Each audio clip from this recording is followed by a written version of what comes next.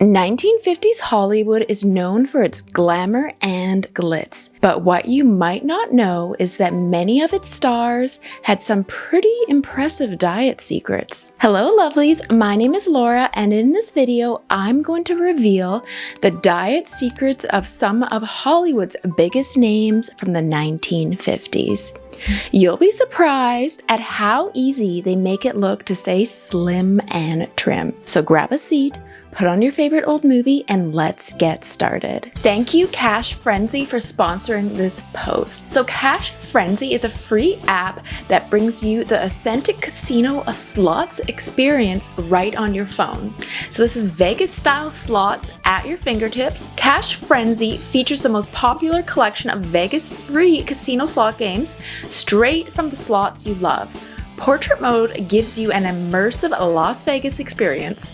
There's 100 plus free slot games for you to choose from. Cash Frenzy is a free-to-play online slots game that you can play anywhere and anytime. Make sure you click the download link and QR code to support my channel and get 3 million free coins, and the links are in my description box below. And I love to play Cash Frenzy when I'm getting ready for work in the morning and putting on my makeup. I also like it just when I have some downtime. I just want to do something fun and quick. It's very stimulating and it's just kind of fun pretending you're in Vegas. Cash Frenzy is available both on Android and iOS devices. There are hundreds of amazing slots for you to choose from, and new slots are released every single week. And the game is beautifully designed with extremely high payout, hitting jackpots in 10 spins.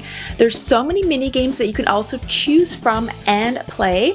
So Cash Frenzy is actually more than just a slots game. You will love this game if you're also interested in having a house makeover, stamp collecting. It's also a cooking game and scratches. And my favorite one is the Mansion Quest. So you keep spinning to renovate and decorate rooms in the mansion, and you can make yourself a beautiful mansion all customized. The collecting stamps one is the most popular feature in Cash Frenzy. Apart from getting stamps from spins, players can get them from almost all gameplay, so look out for those during your gameplays. You can trade or gift stamps among your friends. A wide variety of stamps will be uploaded continuously, so hurry up and scan the QR code here on the screen or hit that link in my description box to claim 3 million free coins and spin right now. So thank you Cash Frenzy for sponsoring this post, and let's jump back into the video. In the 1950s, Hollywood stars like Elizabeth Taylor, Marilyn Monroe, and Grace Kelly had some of the best physiques in the business. How did they do it? Diet secrets. A 1950s woman's diet was very different from what we eat today. For one thing, processed foods were not as common, so women focused on cooking with fresh ingredients. They also ate smaller portions than we do today, and they often skipped meals altogether in order to stay slim. Breakfast was usually just a cup of coffee and a piece of toast, while lunch might be a salad or a light soup. Dinner was the biggest meal of the day, and it often included meat, potatoes, and vegetables. Women also watched their sugar intake carefully and avoided eating anything too high in calories. As a result, 1950s women tended to be much thinner than women today. In fact, the average 1950s woman weighed 15 pounds less than the average 1950s woman does today. In the 1950s, being thin was the height of fashion. Women went to extreme lengths to maintain their slender figures, and one popular diet trick was to smoke cigarettes. The thinking was that cigarettes would help to suppress the appetite and in turn help women to lose weight. Of course, we now know that smoking is incredibly harmful to our health, but at the time, many women saw it as a small price to pay for being thin. Cigarette smoking may have been a popular diet trick in the 1950s, but thankfully, we now have better and healthier ways of achieving weight loss goals. We'll take a look at their diets and see what we can learn from them. Now let's take a look at some common and popular 1950s diet secrets and trends. What do you observe about the women in vintage images from the 1950s? They are generally very thin, they have a little waist. What's going on there? How did they maintain their shape? What has altered in the last 50 years?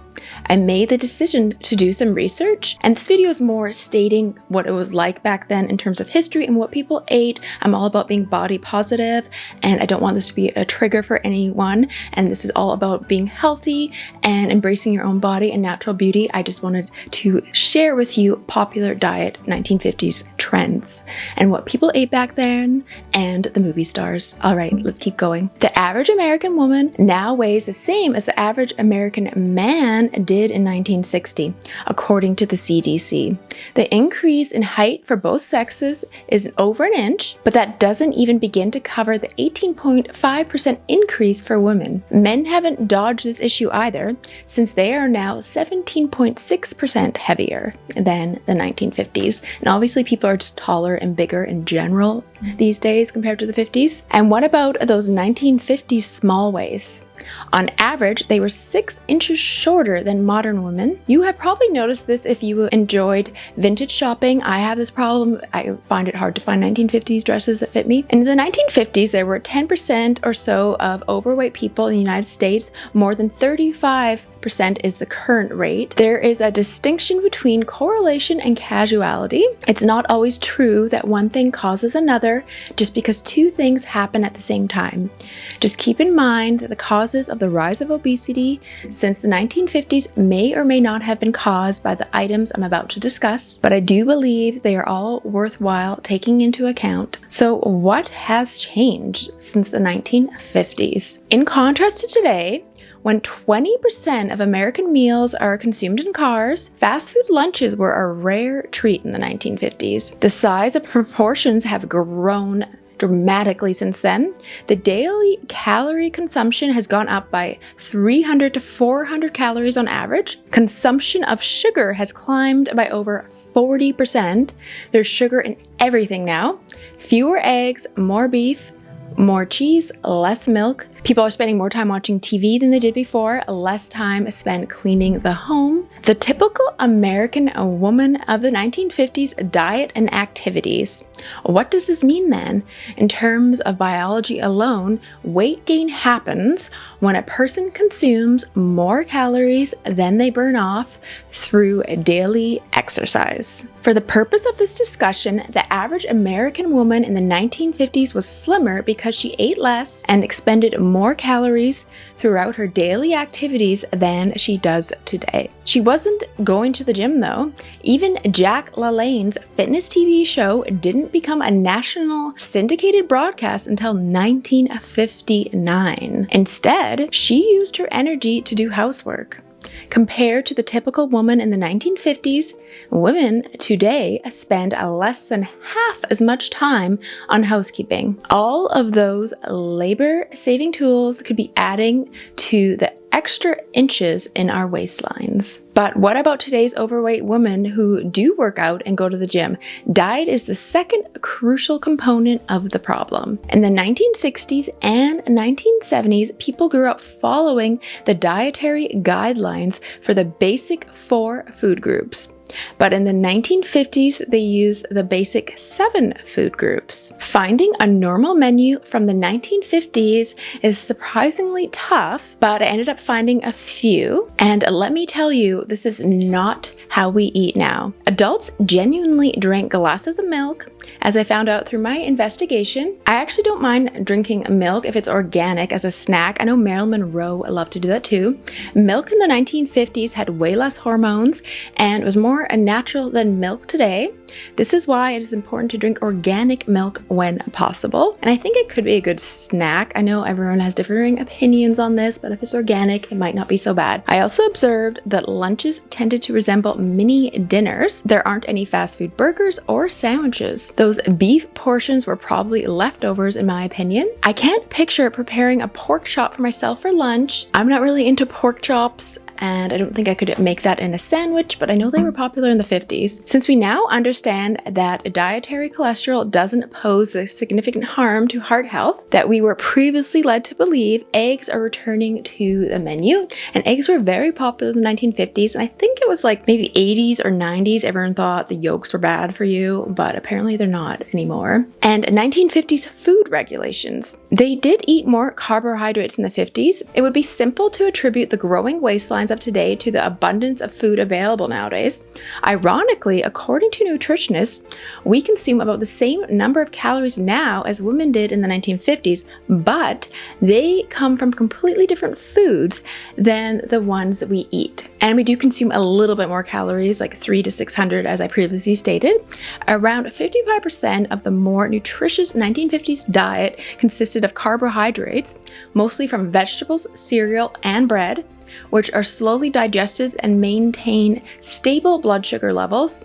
Today, just 45% of our food is made up of carbohydrates, whereas in the 1950s, only 32% of our diet was made up of fat. Additionally, we consume twice as much sugar than we did in the 1950s, and everything is processed now. Like when people ate bread back then, it was probably whole wheat and homemade, so everything is just more processed now with added sugar. A nutritious diet is all about the proper proportions, much like a fit body. Half of your dinner plate should consist of vegetables, with the remaining quarter reserved for protein, meat or fish, and the remaining quarter for starchy carbohydrates like rice or potatoes. Additionally, pick whole wheat carbohydrates like whole grain bread and cereal to feel fuller for longer and have less cravings for sweets. And this was 1950s dietary advice. And back then, people didn't really binge eat as much. Food was rationed during the 1940s and up until 1954 as a result of the Second World War's economic impact. Despite how difficult things were, rationing forced individuals to eat lower fat, lower sugar diets. As a result, they maintained their weight and had decreased heart disease rates. And the following was the weekly cap for each person for rationing. 2 ounces of candy is equal to 1 dairy milk bar, 2 matchbox-sized slices of cheddar totaling 2 ounces, about 554 grams of meat, which is equivalent to 2 chicken breasts, and 1 small steak. Required that many meals be vegetarian. Additionally, strictly ration items were sugar, jam, biscuits, eggs, frying grease, and dairy products. So you just couldn't indulge like we do nowadays. And I feel like just everything is jam-packed with calories, especially when you're getting fast food. Even if you don't feel full because there's no fiber, you're just consuming massive amounts of calories. And back then, there were inventive cooking techniques. Since there were fewer food options accessible due to the lack of supermarkets before the 1960s, women had to get creative. So not everything was processed back then, and it was harder to find pre-made foods. They had to make a variety of home-cooked meals from scratch because they couldn't pop to the neighborhood takeout or microwave a prepared meal. Additionally, they avoided many of the chemicals, salt, and trans fats that are bad for our health these days. And it is true, if you're making your own food, it just has less salt and sugar. Making food at home doesn't have to be costly or time consuming. So in the 1950s, a chicken and vegetable stir fry or spaghetti with tuna and veggies were considered healthy, low-fat dinners that could be thrown together very quickly. And today we also have a lot more options than we did in the 1950s. Or for the complete throwback experience, try Woolton pie, a traditional 1950s dish that was endorsed by the Ministry of Food as a wholesome way to get around rationing. It had a layer of cooked vegetables, whatever ones you had on hand, mashed potatoes, and grated cheese on top. It does look kind of interesting. Kind of as like a shepherd's pie, I guess I would say. And people were generally busier back then. In contrast today, when we led more sedentary lifestyles, women 60 years ago burnt more than 1,000 calories a day just conducting their daily chores, and it's easy to understand why. The typical housewife of the 1950s lacked the labor-saving technology we have today, which necessitated daily sweeping, hand washing, and scrubbing were all excellent fat burners. And forget about doing her grocery shopping online. She had to walk to the stores and bring back all her bags back to her house every time. Women also produced their own food. Many families established kitchen gardens to cultivate extra vegetables and herbs for cooking even before before there were rations. There were almost 1 million allotments in use in 1950, but now there are only 250,000. Eating and growing your own vegetables is wonderful for your health and your wallet.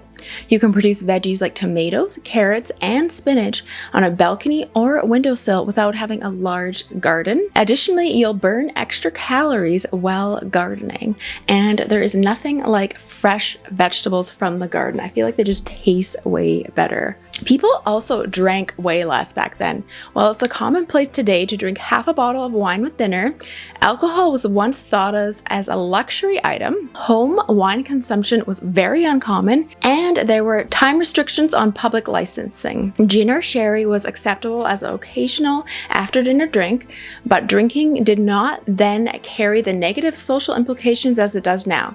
Alcohol-free nights out were the norm as individuals took an advantage of the increase in coffee shops and movie theaters within American aesthetic. A single large glass of white wine can have 250 calories, and alcohol is high in calories. So people just didn't drink every day, and it wasn't common to have wine with dinner. Even if food now is extremely different, we can still adhere to the fundamental principles of the healthier diet of the 1950s. Use wholesome bread and semi-skim milk to cut calories even more, and add your favorite vegetables to the meals listed below. So this is a typical 1950s breakfast: cereal and fruit, an egg on bread, poached English muffin with honey, and low-fat spread with semi-skim milk and cornflakes, toast with whole grain, and some jam. And here is a typical 1950s lunch: sandwich with toasted cheese and tomato salad, low-fat cheese,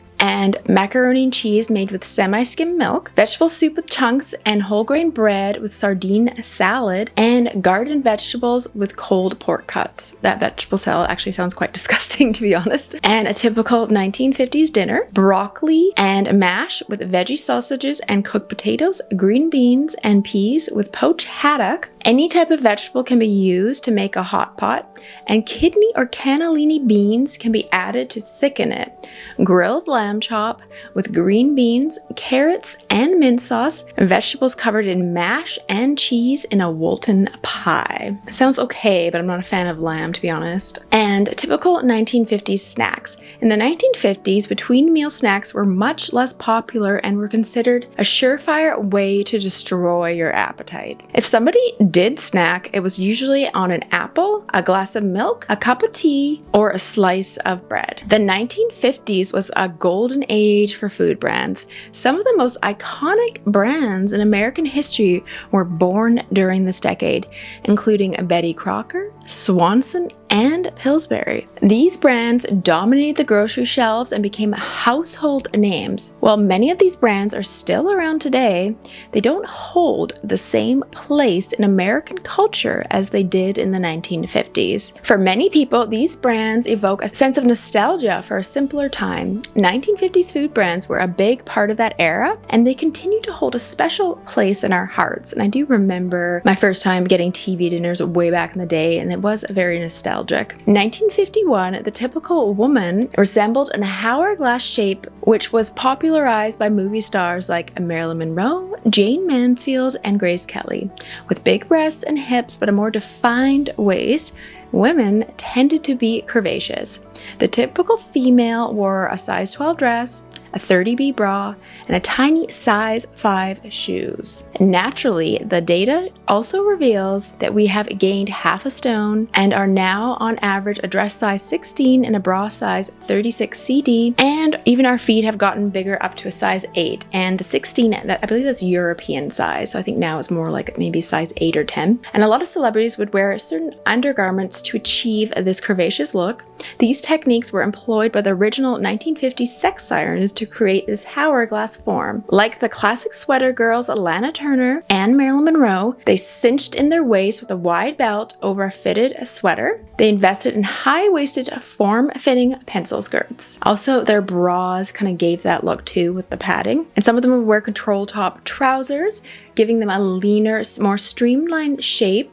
as well as controlled underwear. Celebrities like Sophia Loren and Elizabeth Taylor would also wear this look and wear these pants with a pair of flats. And Betty Grable would wear high heels, which was a terrific way to elongate your legs and make you look slimmer. And now let's get into some of the Hollywood movie star diets from the 1950s. First on the list is Grace Kelly. Grace Kelly was an American film actress who became Princess Grace of Monaco after marrying Prince Rainier III in 1956. She starred in several films during the 1950s, including High Noon, Rear Window, and Dial M for Murder. Grace Kelly was also known for her elegance and style, which has been credited with helping to popularize the Grace Kelly look. This look consisted of a tailored suit, scarf, and pearl necklace, and was later adopted by other Hollywood stars such as Audrey Hepburn and Grace's own daughter, Princess Caroline. Grace Kelly's sense of style extended to her diet, which she believed was essential for maintaining her figure and health. Grace Kelly's diet tips from the 1950s included eating plenty of fruits and vegetables, avoiding processed foods, and drinking at least 8 glasses of water per day. While some of Grace Kelly's diet tips may seem outdated today, her emphasis on healthy eating is still relevant. Grace Kelly's 1950s diet provides a useful reminder that healthy eating habits are essential for maintaining a healthy and well-balanced well-being mentally and physically. Grace Kelly was raised in a sports-obsessed household, but she rarely found the opportunity to work out. Instead, she concentrated on dieting. She used yoga as her form of exercise. She ate only tiny servings of yogurt and berries for meals and followed the just say no policy when it comes to dessert. And I feel like that one's really hard because I always want to have dessert, but yes, I think she's onto something there. Kelly also used to practice the 11ness, or arriving at work prepared with carrot sticks, celery, and dried apricots to nibble on if she became hungry before 11 a.m. This pattern involved eating oatmeal for breakfast, which ended up keeping her full and fulfilled so she wouldn't be starving later in the day. And since Grace Kelly ate breakfast very early, especially when she was filming on set, her bowl of oatmeal was probably quite big, and then the carrots and celery kind of the filler snack before her lunch around 11 a.m. Grace Kelly avoided white bread, white rice, and sugar, and she got this suggestion from nutritionist Gaylord Hauser, who encouraged her to choose whole grains. So if she did have a sandwich for lunch, it would be with whole grain bread. Following Hauser's instructions, Grace would only eat raw food salads for her midday meal during her 3-month detoxes. The whole grain made her feel satisfied, and the salad gave her much needed greens after having a fruit-free breakfast of oatmeal. Throughout her career as a celebrity, Grace appeared to favor 3 beverages: water, skim milk, and green tea. And she often put a teaspoon of honey in her green tea. She cut out alcohol from her diet and stayed hydrated with plenty of water and fruits high in water content. She consumed a lot of apples and oranges for vitamin intake and water during her detoxes. Grace Kelly was not the kind to gorge on extra large pizza. However, rumors have it that she did occasionally enjoy a burger. Instead, she ate light, portioned meals frequently. She says, "I appreciate excellent food, but I try to eat correctly and the right stuff," she once said to a reporter. Grace rarely ate fish or meat. The majority of her diet was made up of veggies and nutritious whole grains. While Grace Kelly's biographer mentions that she occasionally enjoyed tea and cookies, she was generally strongly opposed to the temptations of dessert with her just say no policy. Grace maintained her body with the devoted care that is typical of many Hollywood stars both then and now. Grace appeared to be quite conscious of her eating habits, rejecting fad diets in favor of reasonable, though occasionally rigorous, attitude to her meals. Elizabeth Taylor was known for her dramatic flair both on and off the screen. In addition to her larger-than-life persona, Taylor was also infamous for her love of food. During the 1950s, when she was one of Hollywood's biggest stars, Taylor regularly indulged in a diet of cigarettes, champagne, and chocolate. While this diet may have been modest by today's standards, it was considered extremely indulgent at the time. Taylor's diet was widely publicized and became the subject of much speculation. Some observers even suggested that her love of food was the reason for her famously dramatic figure. However, despite the rumors, Elizabeth Taylor always maintained that she enjoyed food and that her diet was simply a reflection of her personal taste. Elizabeth Taylor's usual diet in the 1950s, when she was widely regarded as one of the most beautiful women in the world, including scrambled eggs, bacon, and a mimosa for breakfast, French baguette that has been hollowed out and stuffed with peanut butter and bacon for lunch, fried chicken, peas, biscuits, gravy, and mashed potatoes, cornbread, homemade potato chips, trifle, and a tumbler of Jack Daniels was served for dinner. That's more than decadent by the health nut standards of contemporary starlets, and definitely more indulgent than the original 1950s health advice in the beginning of this video. Elizabeth Taylor's young eating patterns, however, came to an end. As with all great times, she weighed nearly 180 pounds during her 6th marriage before dieting down to 122. At one time, she even reached 118 pounds, but she quickly put on weight after discovering she was losing her bust. Elizabeth Takes Off is a diet book that Taylor wrote in 1987. Liz is seen on the book's cover staring off into space as if she's been drawn to it by a magnet. Although it was a national top seller, the book is no longer in print, but you can still get a used one online. I have a vintage one and it's definitely interesting to look at. Next on the list is Eartha Kitt. Eartha Kitt was ahead of her time in many ways, but her diet was especially ahead of its time. In the 1950s, when most people were eating a standard American diet with heavy meats and potatoes, Kitt was following a mostly raw vegan diet. She ate plenty of fruits and vegetables, as well as nuts and seeds. She also avoided dairy and wheat, two common allergens that can be problematic for some people. Eartha Kitt claimed that her diet made her feel healthy and energized, and she even said that it helped to keep her skin looking young and fresh. Of course, not everyone is able to follow such a strict diet, but Eartha Kitt's example shows that it is possible to enjoy good health on a plant-based diet. And she definitely was way ahead of her time because now it's super popular, vegan diets. Eartha Kitt's daughter stated she consumed a lot of veggies, and their Beverly Hills home had both a sizable vegetable garden and she even had hens and roosters. She urged friends to only consume locally grown food because she detested refined and processed meals. She always had a small window garden in her apartment in New York City where she grew baby lettuce and herbs. She always maintained a healthy weight, exercised frequently, and was physically fit. And her daughter says that she did discover images of her consuming drinks and smoking cigarettes. The fact that she used these well-known carcinogens on a regular basis was completely unknown to her, and I think everyone smoked back then, so it's really not that taboo, to be honest. Her entire life served as a model of a terrific woman who made an effort to do everything right, except obviously the smoking and the drinking. It is incredible that she was able to overcome her terrible upbringing to become a well-known actress, singer, dancer, comedian, and television personality. She was nominated for 5 Tony Awards, won 2 Emmys, 2 Grammys, sold millions of records with singles including Let's Do It, Under the Bridge of Paris, and Santa Baby, and starred in a number of Hollywood productions. Eartha Kitt was also a steadfast supporter of homosexual rights, minorities, and social justice. Next on the list is Marilyn Monroe, and let's jump into her diet. So for her breakfast, Marilyn says, "I've been told that my eating habits are absolutely bizarre, but I don't think so.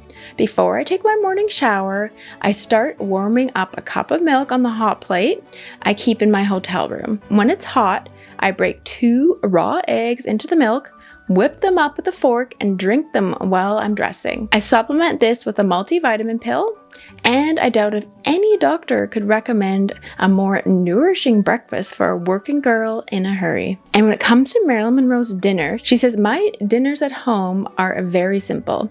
Every night I stop at the market near my hotel and pick up a steak, lamb chops, or some liver, which I broil in the electric oven in my room. I usually eat 4 or 5 raw carrots with my meat, and that is all. I must be part rabbit. I never get bored with raw carrots. So she definitely had a low carb diet with high in protein. So what can we learn from these iconic movie stars? A balanced diet is key, as is staying away from processed foods and eating plenty of fruits and vegetables. Surprisingly, the 1950s Hollywood diet secrets of Elizabeth Taylor, Grace Kelly, and Eartha Kitt were not all that different from today's health and wellness trends, so you can see a lot of interesting things in what they did. While they may have had access to more expensive and exotic ingredients, the foundations of their diets were based on fresh whole foods. They also emphasize the importance of balance and moderation, choosing healthy fats and proteins over processed carbohydrates. Furthermore, they regularly exercise and placed a high value on self-care. In many ways then, these 1950s Hollywood stars were ahead of their time. And while their diets may have been extreme by today's standards, there's no denying that they understood the importance of living a healthy life. Thank you for watching, and I'll see you guys soon. All right, bye. And don't forget to check out some of my other vintage diet videos. All right, see ya.